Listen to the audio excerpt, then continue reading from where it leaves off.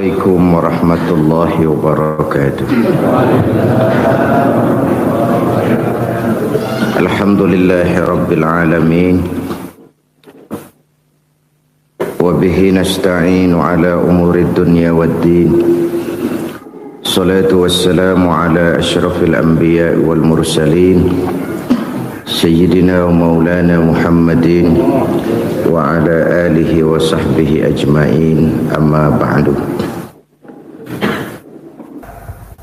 Pada pertemuan kali ini secara khusus kita akan membicarakan tentang puasa ini.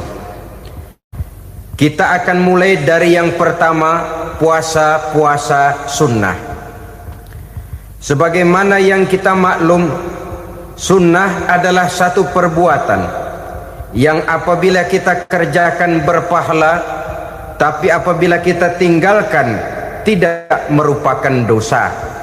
Hanya saja ia merupakan barometer dan ukuran daripada orang-orang yang cinta kepada sunnah itu sendiri. Ada banyak jenis puasa-puasa sunnah ini. Yang pertama, puasa sunnah di bulan Muharram. Rasulullah sallallahu alaihi wasallam bersabda, "Afdhalus siyami ba'da Ramadan syahrullahil Muharram, wa afdhalus salati ba'dal fardhah salatul lail." Diriwayatkan oleh Muslim dari Abi Hurairah. Puasa yang paling utama sesudah puasa Ramadan tidak lain adalah puasa di bulan Muharram, dan solat yang paling afdol sesudah solat yang wajib adalah solat pada sepertiga malam yang akhir. Puasa di bulan Muharram merupakan puasa sunnah dan mempunyai nilai yang sangat besar dalam pandangan Allah Subhanahu wa ta'ala. Buat mereka yang mampu melaksanakan puasa sunnah di bulan Muharram ini, boleh melaksanakannya selama 10 hari. Hari yang pertama, boleh juga 3 hari saja, atau setidak-tidaknya 1 hari daripada bulan Muharram. Yang kedua, puasa 10 hari daripada bulan Zulhijjah. Karena bulan Zulhijjah ini memang termasuk bulan yang dimuliakan oleh Allah Subhanahu wa ta'ala. Pertama, di sana ada hari Tarwiyah, ada hari Arafah, ada hari Kurban, ada Talbiyah, ada pelaksanaan haji dengan segala manasiknya. Maka puasa sunnah di bulan Zulhijjah merupakan amalan yang sangat utama dan besar pahalanya dalam pandangan Allah Azza wa Jalla. Sebagian ulama menjelaskan, man shoma hazihil ayyam akramahullahu bi asyri asya'in. Siapa orang yang melaksanakan ibadah puasa sunnah pada hari-hari 10 di bulan Zulhijjah ini, Allah Subhanahu wa ta'ala akan memuliakannya dengan 10 macam perkara. Saudara, ini keuntungannya. Yang pertama, orang yang puasa di hari-hari 10 bulan Zulhijjah diberikan al-barakah fi umrihi, diberikan keberkahan pada umurnya. Setiap kita ingin memperoleh umur yang berkah. Umur yang berkah itu yang bagaimana? Apa yang jumlahnya panjang? Mungkin. Tetapi yang jelas, umur yang berkah ini adalah umur yang bisa dipertanggungjawabkan di hadapan Allah Subhanahu wa ta'ala. Artinya, umur yang diisi penuh dengan kebajikan, umur yang diisi dengan segala macam kegiatan ibadah, dan umur yang dengan demikian sungguh pun kita sudah mati, jasad terkubur dalam tanah, nama kita akan tetap hidup, dikenal orang oleh karena kebajikan yang kita kerjakan. Saya kira akan lebih merupakan azab ketimbang nikmat kalau orang diberikan umur panjang tapi hanya untuk menumpuk-numpuk dosa saja. Kan lebih baik mana? Umur pendek banyak pahala, umur panjang banyak dosa. Lebih baik mana? Hah? Saya yakin yang paling baik tentu umur panjang banyak pahala. Paling sial umur pendek dosa melulu. Sudah diberikan umur pendek tidak seberapa, dosa berlipat ganda. Itu kalau orang kampung bilang tekor namanya. Rugi. Umur pendek hanya untuk menumpuk-numpuk dosa. Boleh jadi kalau umat-umat zaman dulu saudara, mereka diberikan umur panjang. Nabi Adam, kita tahu Nabi Adam itu 2000 tahun umurnya.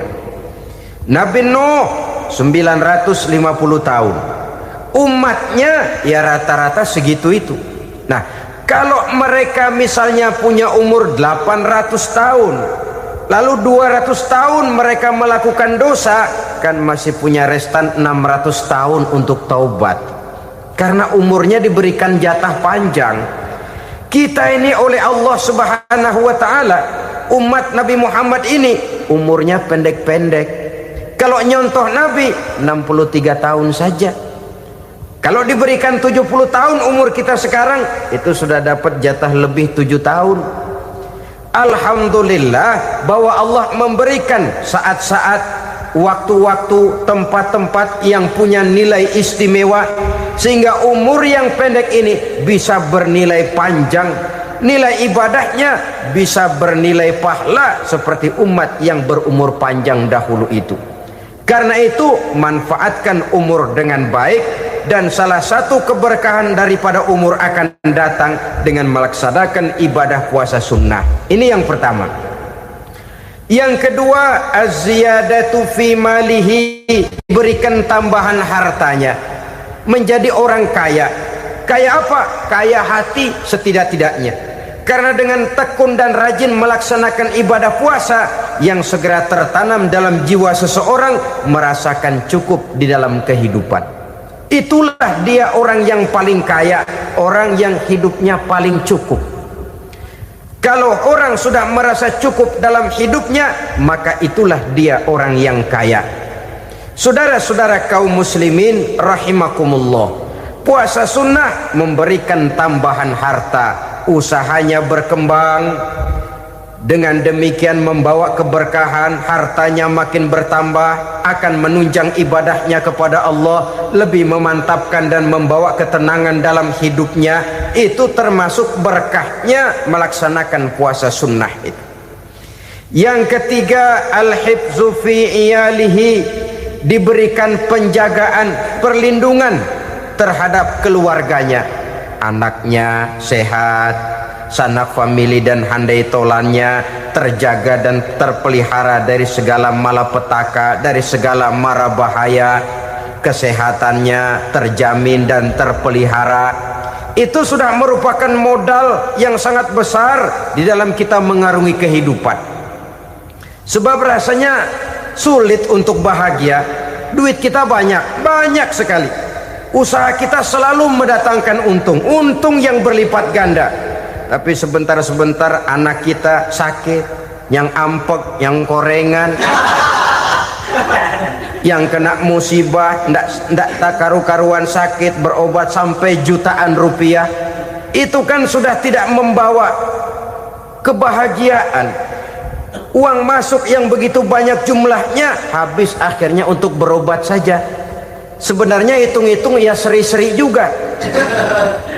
Usaha berhasil, duit banyak, habis untuk berobat. Lah sama juga saudara-saudara. Jadi dengan demikian, biar duit kita banyak, asal keluarga pada sehat saja, udah enak bener itu. Duit banyak, ekonomi cukup, keluarga sehat, nikmat rasanya menjalani kehidupan ini. Yang kiamat sudah duit kagak barang seperak, keluarga ampek semua. Kiamat sudah. Saudara hadirin yang saya hormati, jadi yang ketiga, Allah memberikan pemeliharaan terhadap keluarganya. Satu kali orang dipelihara Allah, tidak satu kekuatan pun yang bisa mencelakakan. Satu kali orang disengsarakan Allah, tidak satu tenaga pun yang mampu menyelamatkannya. Itulah sebabnya perlindungan Allah, pemeliharaan Allah terhadap diri dan keluarga sangat kita perlukan di dalam kehidupan ini. Dengan melaksanakan ibadah puasa, kita mendekatkan diri kepada Allah. Dengan dekat kepada Allah, maka Allah pun dekat kepada kita. Sehingga dalam hadis qudsi dikatakan, ta'arraf ilallahi firraha ya'rifka fi syiddah. Ingatlah kepada Allah di waktu kamu senang, agar Allah ingat kepada kamu di waktu kamu susah. Yang kita laksanakan kadang-kadang sebaliknya. Waktu susah kita ingat Allah, waktu senang kita lupa Allah. Akhirnya nanti pada waktu kita melarat, kebelangsak, susah dan sebagainya, pertolongan tidak akan datang kepada kita. Benar, ta'arraf ilallah firraha ya'rifka fi syiddah. Ingatlah kepada Allah di waktu kamu susah, ingatlah kepada Allah di waktu kamu senang, agar Allah ingat kepadamu di waktu kamu mendapat kesusahan. Umumnya watak manusia memang kalau sudah dapat susah, ingat kepada Allah. Waktu duduk, waktu berbaring, sambil tidur, dalam segala keadaan Allah disebutnya, Allah dimintakan pertolongannya. Tapi dikala dia berada pada posisi di atas angin, merasa senang, bahagia, Allah terlupakan. Saudara-saudara kaum muslimin, itu yang ketiga. Yang keempat, at-takfiru li sayyiatihi. Orang yang melaksanakan puasa sunnah itu diampuni segala dosa dan kesalahan yang telah dilakukannya. Dan yang kelima, at-tad'ifu li hasanatihi, diberikan balasan yang berlipat ganda dari segala kebaikan yang dikerjakannya.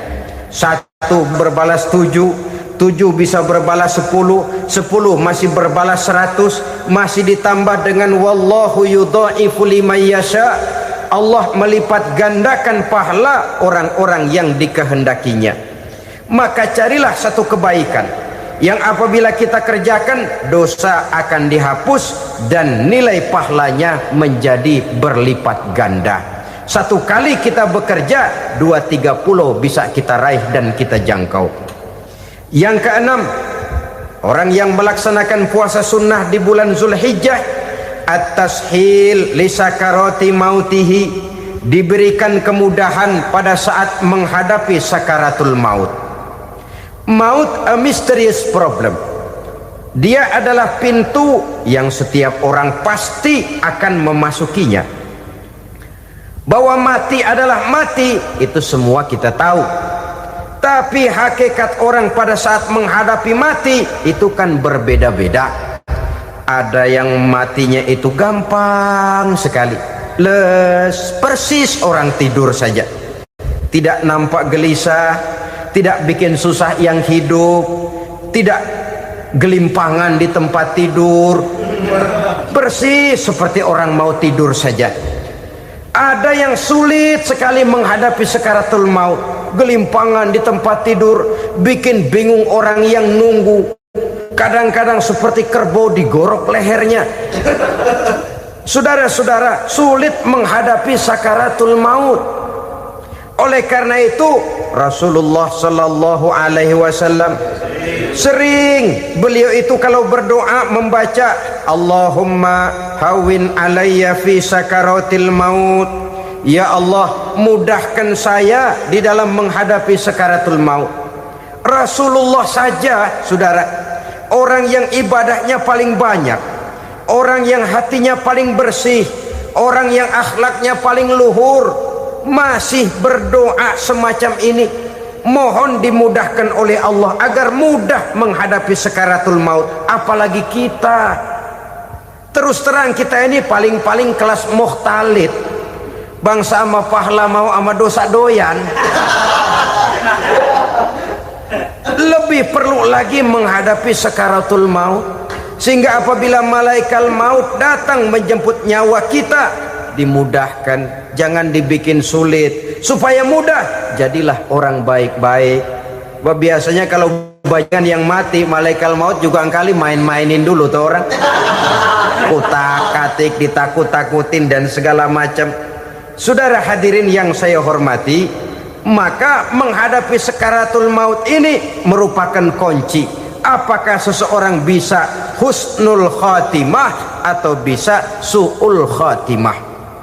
Salah satu jalan untuk memudahkan diri menghadapi sakaratul maut, melaksanakan puasa sunnah di bulan Zulhijjah ini.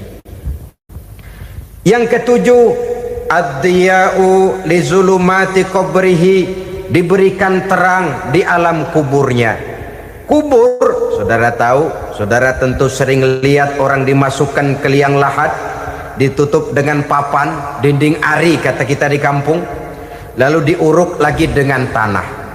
Dalamnya liang lahat, gelapnya liang lahat, gelapnya diuruk dengan tanah, gelapnya di dalam kubur, 3 gelap yang menjadi satu.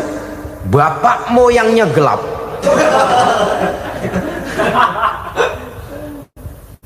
Puasa sunnah ini merupakan terang di alam kubur kita nanti.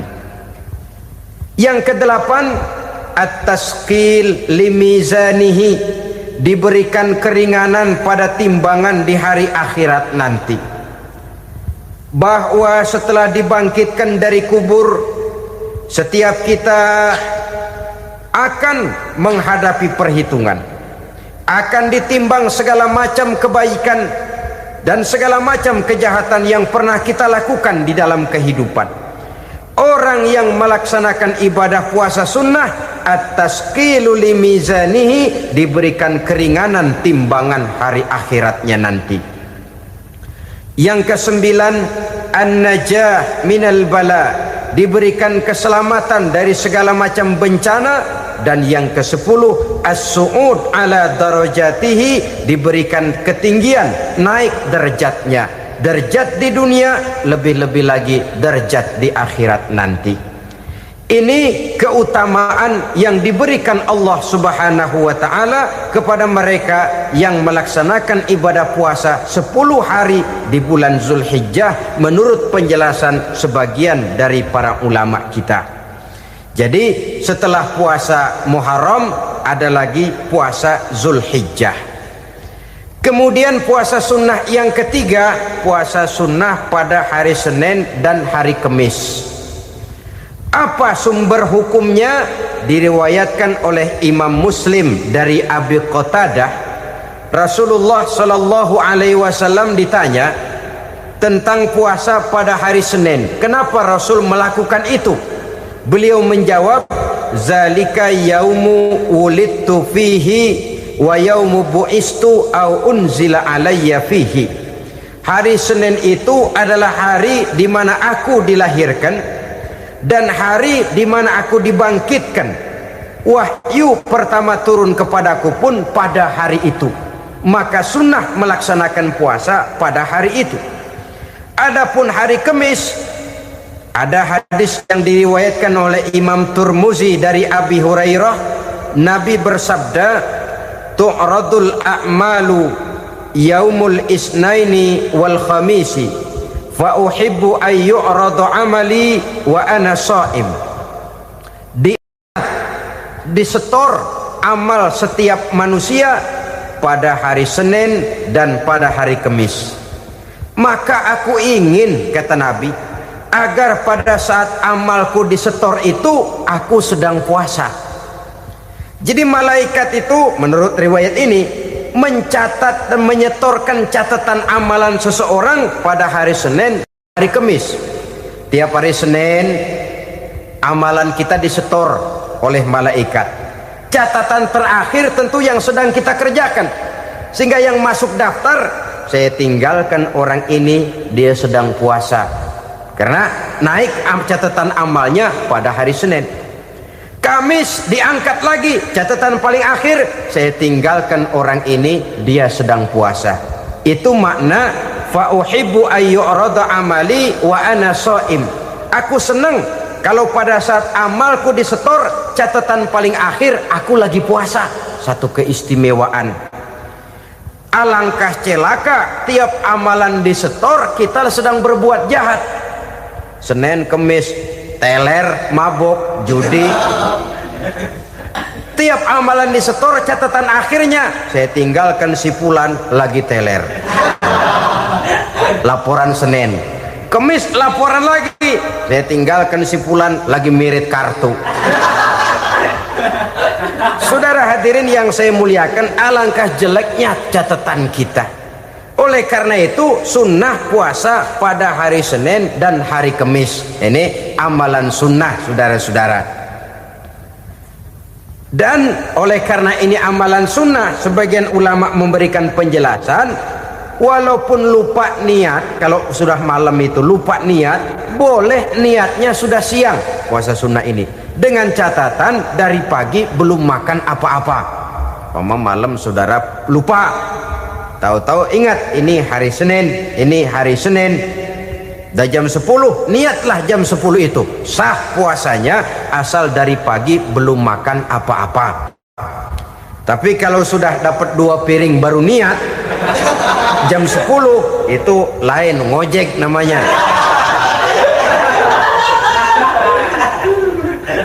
Jadi puasa sunnah yang ketiga, puasa pada hari Senin dan hari Kamis. Yang keempat, puasa jenis sunnah yang keempat, puasa 6 hari di bulan Syawal. Diriwayatkan oleh Imam Muslim dari Abi Ayyub bahwa Nabi bersabda, "Man shoma Ramadhana summa atba'ahu sittan min Syawal kana kasyamid dahri." Barang siapa yang berpuasa di bulan Ramadan kemudian diikutinya dengan 6 hari di bulan Syawal, maka dia seolah-olah seperti orang yang berpuasa 1 abad lamanya. Allahu Akbar. Demikian besar keuntungannya. 6 hari di bulan Syawal sama dengan orang yang berpuasa 1 abad lamanya. Ini fadailul a'mal, saudara-saudara. Jangan diartikan karena menang sudah puasa 6 hari bulan Syawal, Ramadan tahun depannya lantas nggak puasa. Kenapa? Ukurannya sudah 1 abad. Bukan itu pengertiannya. Ini mendorong orang memberikan ganjaran pahala yang sedemikian besar. 6 hari setelah Ramadan, artinya di bulan Syawal. Tidak pada hari pertama Syawal karena haram hukumnya berpuasa pada hari fitri itu. 6 hari di bulan Syawal. Tinggal lihat yang mampunya saja. Boleh berurutan, boleh tidak berselang-seling, boleh, asal saja jumlahnya 6 hari selama masih bulan Syawal itu. Hari ini 3 hari lagi, 4 hari lagi, diselang-seling atau berurutan, itu juga lebih baik. Puasa sunnah 6 hari daripada bulan Syawal. Kemudian yang kelima, puasa sunnah 3 hari pada setiap bulan. 3 hari pada setiap bulan. Diriwayatkan oleh Imam Bukhari dan Muslim dari Abi Hurairah. Abi Hurairah bercerita, "Ausani khalili sallallahu alaihi wasallam bisalasin." Kekasih saya Rasulullah berwasiat kepada saya, memesankan benar-benar kepada saya untuk melaksanakan 3 amalan yang terpuji. Pertama, siyamu salasati ayyamin min kulli syahrin. Puasa 3 hari dalam setiap bulan. Ini wasiat yang pertama. 3 hari pada setiap bulan. Tidak peduli bulan apa saja. Dalam artian ya bulan menurut perhitungan Islam ya. Muharram, Safar, Rabiul Awal, Rabiul Tsani, Jumadal Ula, Jumadil Akhir, Rajab, Sya'ban, Ramadan, Syawal, Zulqa'dah, Zulhijjah dan selanjutnya. 3 hari pada setiap bulan. Tanggalnya tanggal berapa saja. Lebih utama pada yang disebut Yaumul Bid, yaitu hari-hari di mana bulan menunjukkan purnama. Tanggal 13, tanggal 14 dan tanggal 15 pada setiap bulannya itu disunahkan melaksanakan puasa. Itu wasiat pertama, puasa 3 hari pada setiap bulan. Wasiat yang kedua, waraqatai duha, melaksanakan sholat duha sekurang-kurangnya 2 rakaat. Itu wasiat yang dipesankan benar kepada saya, kata Abi Hurairah. Pertama, puasa 3 hari pada setiap bulan. Yang kedua, usahakan jangan meninggalkan 2 rakaat minimal daripada sembahyang duha. Kita tahu sembahyang duha itu sembahyang sunnah di waktu pagi seketika matahari naik sepenggalahan. Sekurang-kurangnya 2 rakaat, sebanyak-banyaknya 8 rakaat. Di antara fadilah atau keutamaan daripada solat duha ini yaitu menyangkut masalah rezeki dan usaha. Kemudian wasiat yang ketiga, wa an utira qabla an anama. Beliau sangat berwasiat kepada saya untuk solat witir sebelum tidur. Artinya solat malam sebagai amalan sunnah di dalam kehidupan kita.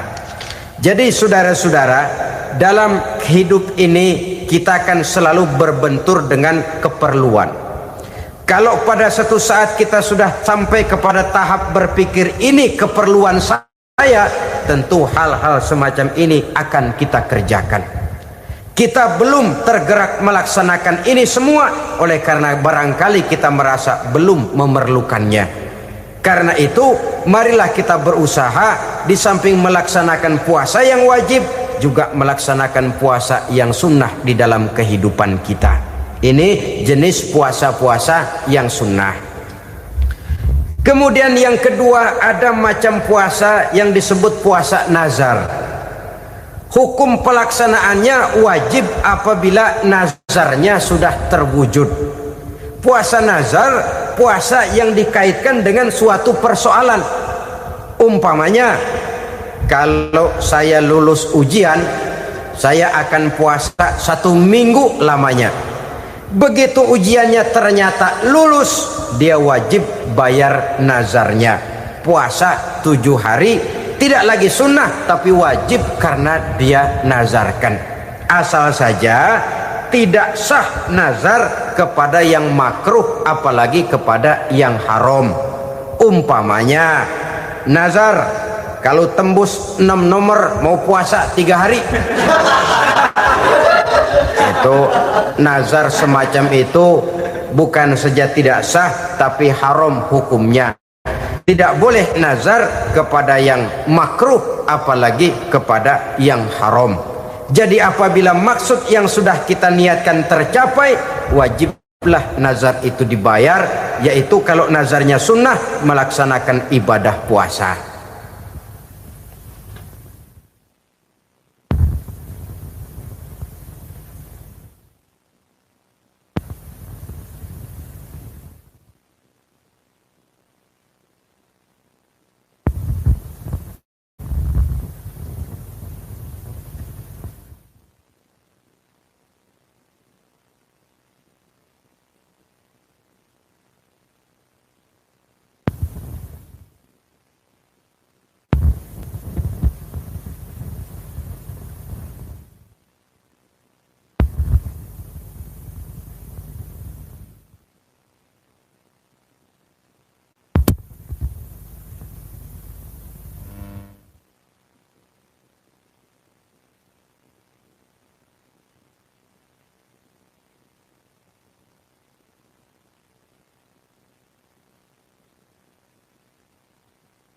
Saudara-saudara kaum muslimin rahimakumullah. Jenis puasa yang ketiga kita kenal dengan puasa wajib. Dan ini kita laksanakan pada bulan suci Ramadan. Tentang teknis pelaksanaan ibadah puasa di bulan Ramadan sudah pernah saya bicarakan pada pertemuan tentang Ramadan dan Idul Fitri. Pada kesempatan ini saya hanya ingin mengajak bahwa di dalam melaksanakan ibadah puasa Ramadan ini marilah kita mengadakan evaluasi. Kenapa demikian? Barangkali secara jujur walaupun agak berat saya masih harus berkata, masih banyak di antara kita umat Islam yang di dalam melaksanakan suatu ibadah terjebak dalam rutinitas ritual. Apa itu rutinitas ritual? Itu bahasa susah. Berhubung saya tidak ingin bicara yang susah-susah, kita bicara yang mudah-mudah saja. Maksud saya, banyak di antara kita umat Islam yang di dalam melaksanakan suatu ibadah itu hanya dengan prinsip asal sekadar gugur kewajiban saja. Akibatnya, sampai sejauh mana ibadah itu berhasil membentuk kepribadian diri kita, kita jarang mengadakan evaluasi dan penilaian. Solat yang penting gugur kewajiban. Puasa yang penting sudah gugur kewajiban. Haji yang penting sudah gugur kewajiban. Maka jangan heran kalau itu yang jadi prinsip, ibadah lantas tidak punya dampak dalam membentuk kepribadian diri. Banyak orang yang rajin sholat tapi munkarnya jalan terus. Sampai kadang-kadang kita bingung, yang sembahyang dia, yang nyolong dia. Puasanya kelihatannya tekun tapi tidak punya kepekaan sosial. Sama yatim piatu bersifat masa bodoh, sama fakir miskin malah gemes.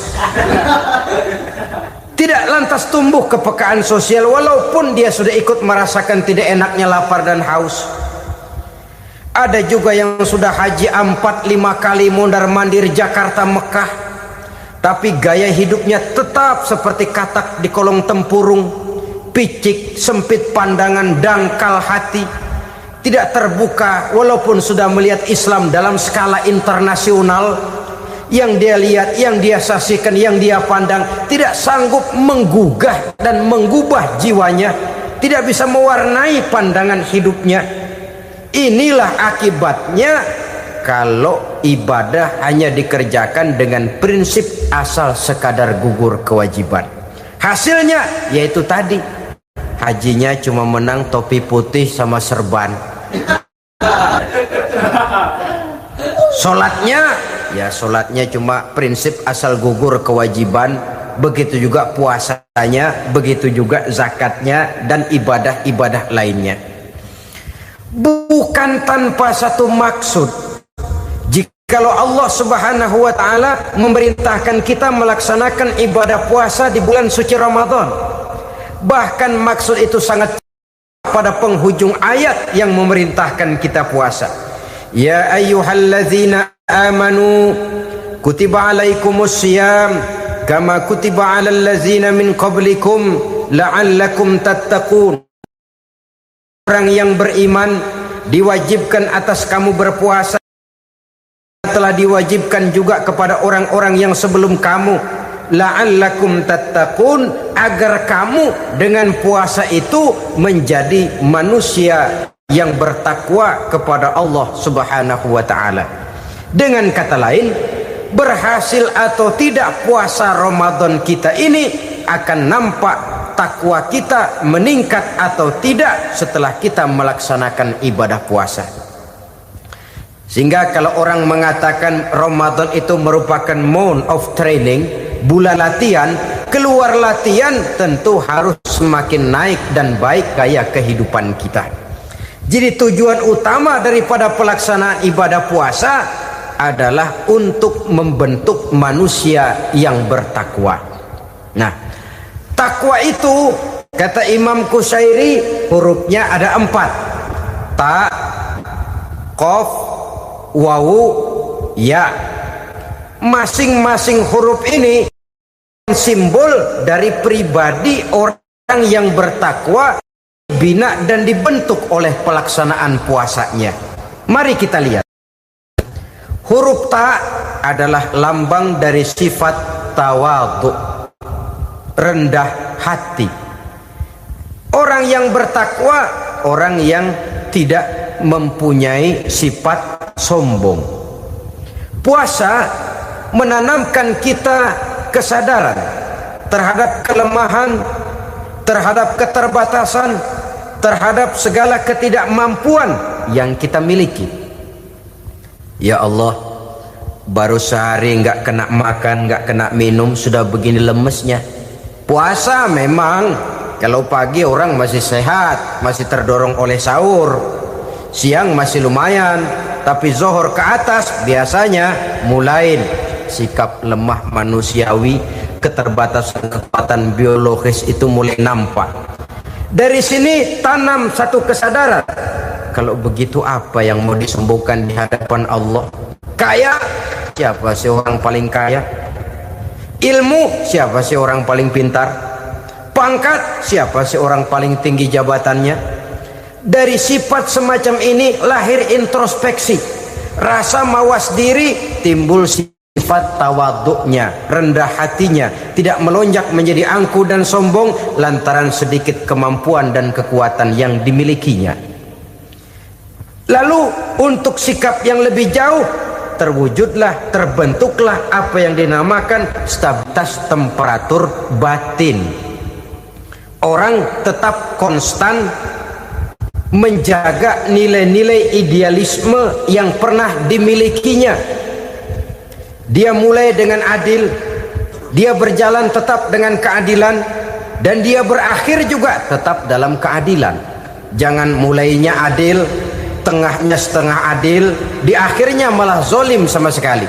Ini tidak punya stabilitas temperatur batin. Kan banyak orang begitu toh. Mulanya benar, belakangan mau benar sendiri. Mulanya sudah rela berkorban buat kepentingan orang banyak, belakangan malah selalu mengorbankan kepentingan orang banyak. Waktu di bawah rajin baca ayat kursi, dapat kursi lupa ayat. Stabilitas temperatur batin, tertipu oleh perasaan seolah-olah situasi dan kondisi sudah serba memungkinkan, sudah serba menguntungkan.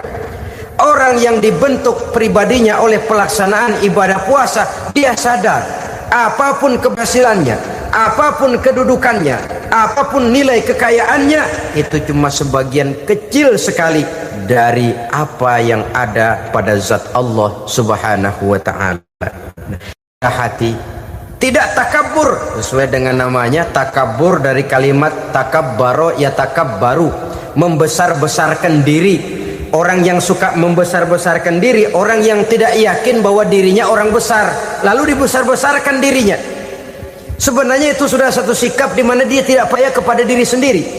Dirinya sebenarnya bukan apa-apa, cuma ingin dianggap besar, lalu dibesar-besarkan. Takabbur namanya.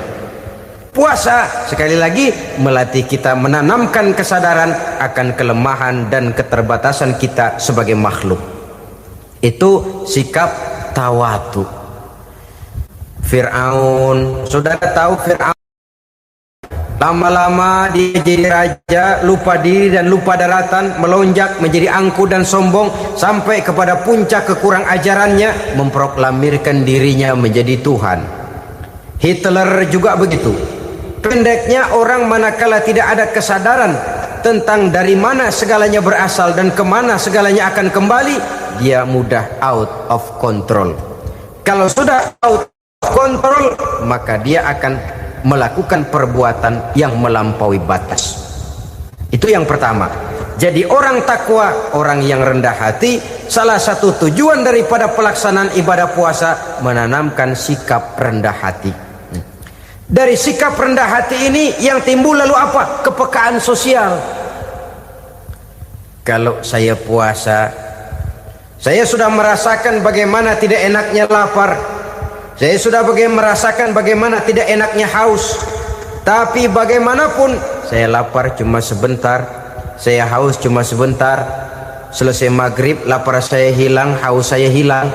Bagaimana yatim piatu, orang-orang tua jompo yang perlu santunan, orang-orang miskin yang terkapar di kolong-kolong jembatan, yang tiap hari merasakan perasaan seperti ini tanpa tahu kapan hidup dan nasibnya akan berubah. Tidur beratapkan langit, berselimut koran. Kalau demikian, saya ini beruntung. Kalau demikian, apa yang bisa saya lakukan untuk mereka? Kepekaan sosial ini lalu timbul dalam apa yang orang sekarang namakan solidaritas kesetiakawanan sosial. Hidup tidak hanya untuk kepentingan diri dan perutnya sendiri saja, tapi mau menolong, mau membantu orang yang memang memerlukan bantuan dan pertolongan itu sendiri. Jangan setelah tahu lapar tidak enak, haus tidak enak, tapi kita tidak mau tenggang rasa, tidak mau timbang rasa. Begini loh tidak enaknya lapar, begini loh tidak enaknya haus. Ini terjadi pada diri saya. Saya masih mampu, masih berbuka puasa. Bagaimana yang tiap hari merasakan seperti ini? Tidak Ramadan, tidak Syawal, tidak Zulqa'dah, tidak Zulhijjah, selalu kelaparan dan kehausan. Dari sana timbul kepekaan sosial. Lalu lahirlah sikap pemurah, dermawan, mau menoleh ke kiri dan ke kanan. Bahkan Al-Quran itu sampai mengancam betul. Ara'aital ladzi yukadzibu bid-din fadzalikal ladzi yad'ul yatim wa la mendustakan agama. Islam mendustakan Islam. Solat dia tapi mendustakan solat. Puasa dia tapi mendustakan puasa. Siapa mereka itu? Fadzalikal ladzi yad'ul yatim. Merekalah orang-orang yang meninggalkan anak-anak yatim. Wa la yahuddu ala ta'amil miskin, dan tidak pernah memberi pertolongan, tidak memerintahkan memberi makan kepada fakir miskin, walaupun dia berada pada posisi dan kondisi yang memang dia mampu. Nah, kalau dia tidak mampu itu lain soal.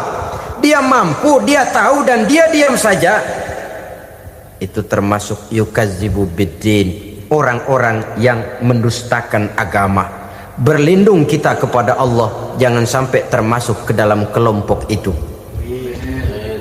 Yang kedua saudara, huruf takwa itu qaf.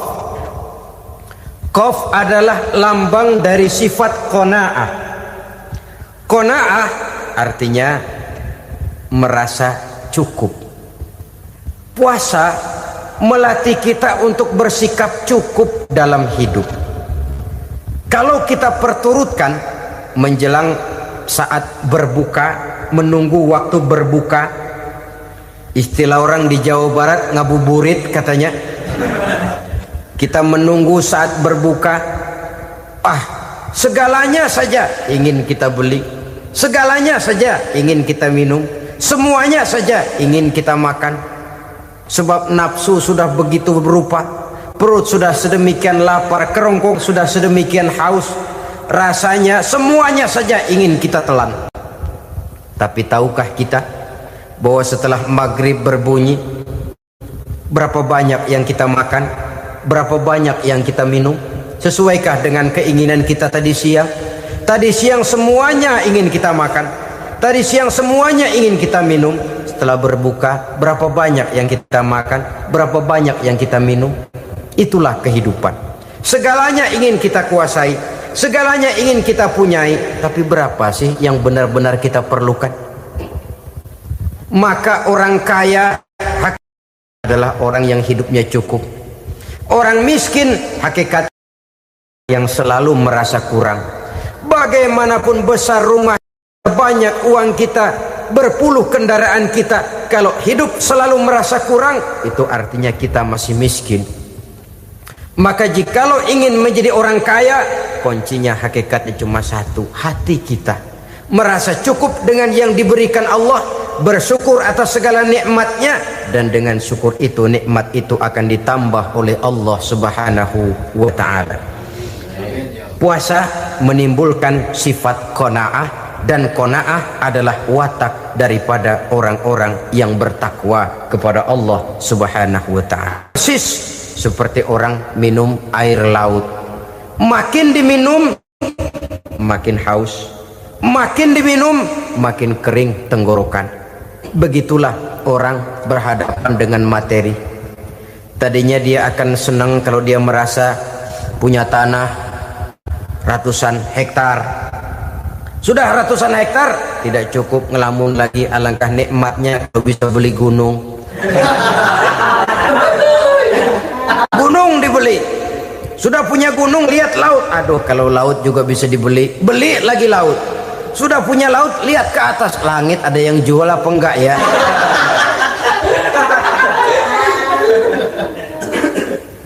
Seperti orang berhadapan dengan air laut yang makin diminum makin membuat kita haus dan makin kering tenggorokan ini. maka itu harus dihentikan. Sikap untuk menghentikan itu tidak lain adalah dengan sifat qanaah itu tadi, merasa cukup dengan apa yang diberikan Allah, mensyukuri nikmatnya. Itu yang kedua. Yang ketiga, pada kalimat takwa ada huruf wawu. Wawu adalah simbol dari sifat wara dengan ain.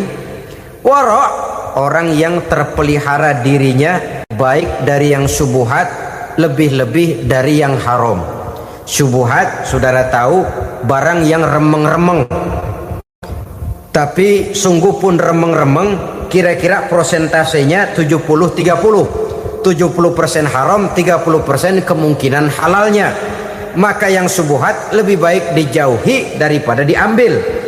Orang yang punya kepribadian wara, dirinya terpelihara, jangankan dari yang haram, dari yang syubhat saja dia sanggup menjaga dan memelihara dirinya. Oleh karena itu saya heran kalau orang di bulan Ramadan dia sanggup menjaga diri di waktu siang dari jenis makanan yang halal, dari jenis minuman yang haram. Ada tahu nganggur di meja siang, enggak dia makan. Ada air teh nganggur di meja siang, enggak dia makan, padahal itu jenis makanan dan minuman yang halal. Tapi ketika datang maghrib, dia berbuka dengan makanan yang dibeli dari uang yang dihasilkan dengan cara yang haram.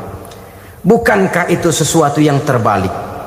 Bukankah dengan demikian sudah tidak lagi menimbulkan sikap yang bisa memelihara dan menjaga kepribadian diri?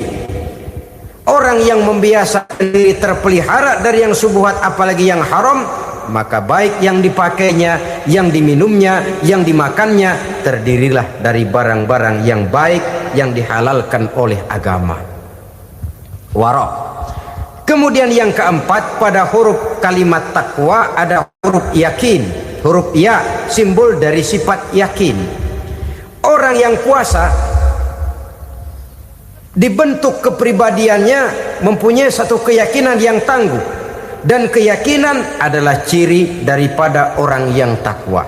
Kita lihat yang dipanggil melaksanakan ibadah puasa ini kan iman, karena memang sulit untuk melaksanakan puasa kalau tidak iman yang jadi dasar.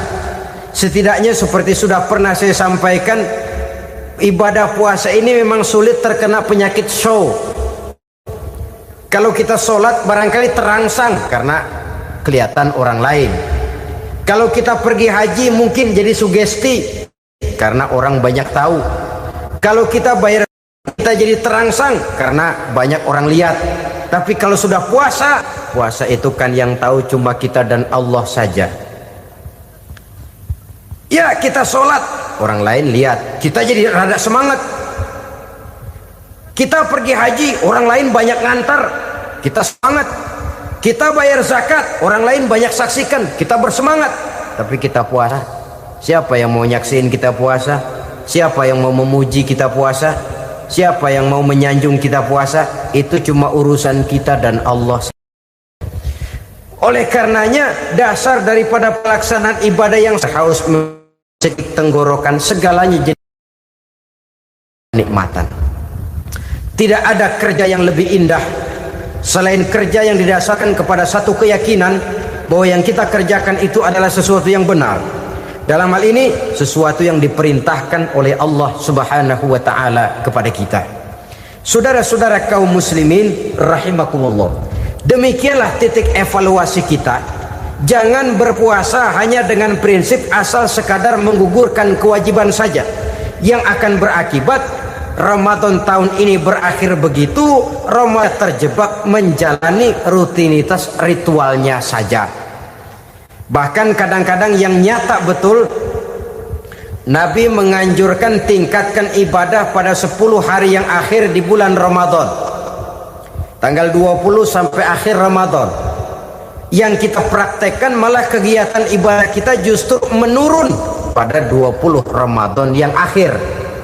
Coba lihat 20 Ramadan ke atas, itu pasukan tarawih paling kelas 60-70 tahun ke atas. Kemana yang lain? sudah berpikir menghadapi lebaran, berpikir pulang mudik, berpikir macam-macam. Akibatnya konsentrasi ibadah lalu buyar. Dianjurkan Rasul, tingkatkan ibadah pada 10 hari yang terakhir. Kita malah makin ke akhir makin lancip.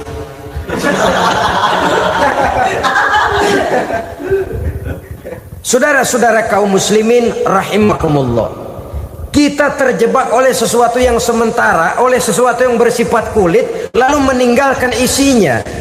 Padahal jikalau kita tidak mengisi Ramadan dengan kegiatan ibadah, berarti kita tidak keluar dari Ramadan dengan jiwa yang baru yang sudah ditempa oleh pengalaman ibadah di bulan Ramadan. Artinya kita tidak kembali kepada fitrah, kesucian seperti saat kita dilahirkan. Lalu kalau kita tidak kembali kepada fitrah, apa yang mau kita rayakan pada Idul Fitri itu? Di mana letak kegembiraan kita? Di mana letak kebahagiaan hati? Kembalikah kita kepada fitrah? Tidak. Benarkah puasa yang kita kerjakan? Kelihatannya juga tidak.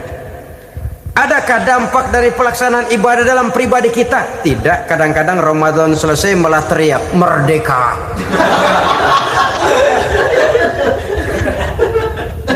Kalau tadinya Ramadan dia merasa terhalang, mau keluar siang, mau makan siang, bulan puasa, mau minum siang, bulan puasa, mau gandengan, bulan puasa. Ramadan selesai, kibarin bendera, teriak merdeka, lalu kembali merajalela.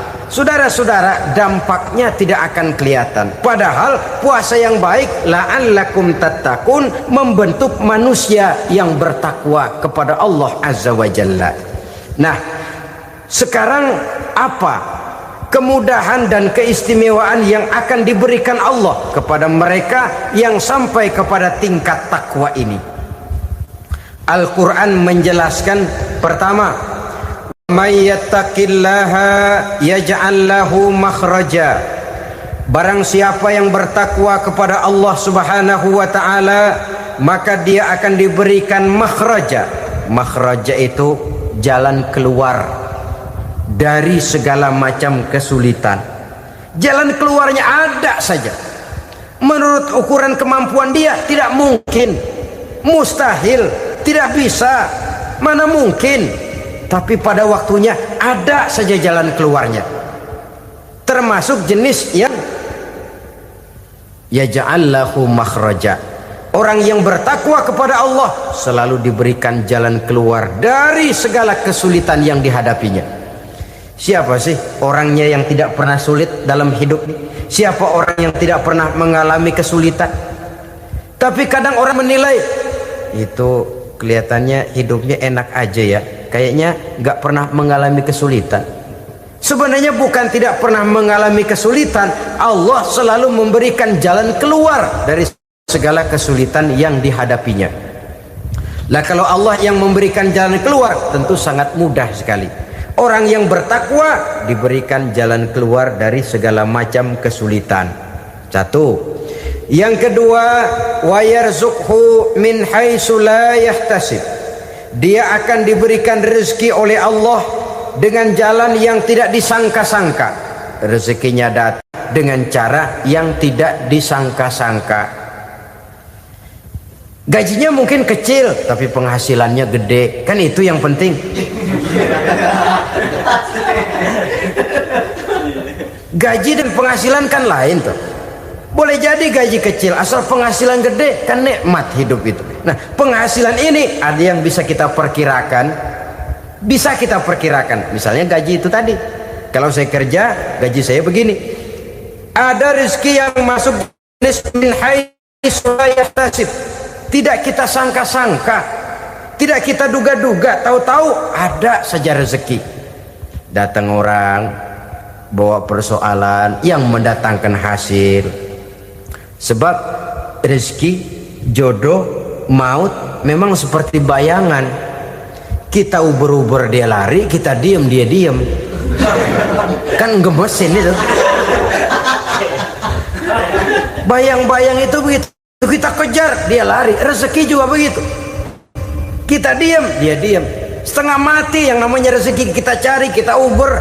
ngubik sampai ratusan bohong kita kerjain. Tapi memang belum waktunya, ya sulit untuk tembus. Tapi kadang-kadang giliran kita nongkrong di rumah, datang orang bawain rezeki. Itulah yang namanya rezeki. Tapi ini untuk orang yang bertakwa. Kalau tidak punya kredibilitas takwa, jangan lalu pakai ayat ini. Diberikan Allah dengan rezeki dengan jalan yang tidak disangka. Kan ada ayatnya dah, kita mah manteng aja di rumah dah. Ntar juga tuh rezeki datang. Ini fasilitas yang diberikan kepada orang yang wa may yattaqillah, bertakwa kepada Allah, yarzuqhu min haitsu la yahtasib, diberikan rezeki dengan cara yang tidak disangka-sangkanya. Maka kadar ketakwaan jangan membuat kita buruk sangka. Tuh orang ya nggak kemana-mana, duitnya ada aja. Kalau dia takwa, Allah berikan jalan keluar. Yang lantas ngelihat kiai orangnya ahli ibadah, ilmunya tinggi, akhlaknya luar biasa, takwanya tinggi, rezekinya lancar, lalu husnuzon nih kiai nggak kemana-mana, duitnya banyak, miara tuyul kali ini. Itu termasuk jaminan Allah yang masuk kategori min haitsu la yahtasib. Yang ketiga, yaj'al lahu min amrihi yusra, dimudahkan segala urusannya. Dimudahkan segala urusannya. Kemudian yang keempat, yukaffir anhu sayyiatihi wa yu'azzim lahu ajra, diampuni segala kesalahannya dan dibesarkan pahala kebaikan yang dikerjakannya. Maka mudah-mudahan puasa yang kita kerjakan mengantarkan kita kepada ketakwaan kepada Allah, dan takwa membuka janji Allah kepada kita di dalam kehidupan ini. Inilah saja yang kita bicarakan pada pertemuan ini. Mudah-mudahan ada manfaatnya. Terima kasih atas segala perhatian. Mohon maaf atas segala kekurangan. Usikum wa nafsi bitaqwallah. Wassalamualaikum warahmatullahi wabarakatuh.